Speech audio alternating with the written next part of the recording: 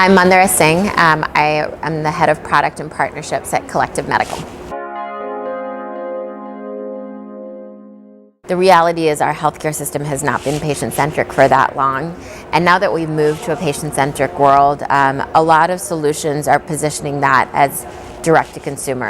And we think there's a better way to solve that. So meeting a patient where they are often means just understanding and having a holistic view of the patient.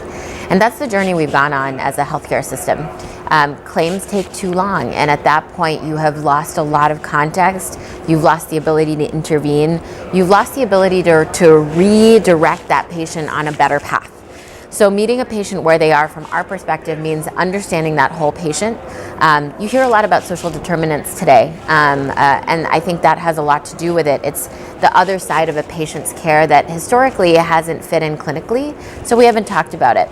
So as we think about driving understanding and context about a patient to that real-time moment when that provider is making a decision, we think about it being not just the clinical realities, but the social determinants, and then who else is involved in this patient's care. Because often we think of healthcare and a patient as that one-to-one relationship with the provider they're sitting in front of, but it really is a continuum, and often that patient who's in the skilled nursing facility has had a history at an emergency department, they have a health plan, and these are all folks that otherwise are working with blinders on to try and care for that patient. But thinking of a patient as first a person, a holistic person, and then secondly as a part of this broader network that is caring for them and invested in their health, I think is a big part of that journey to make our system patient-centric.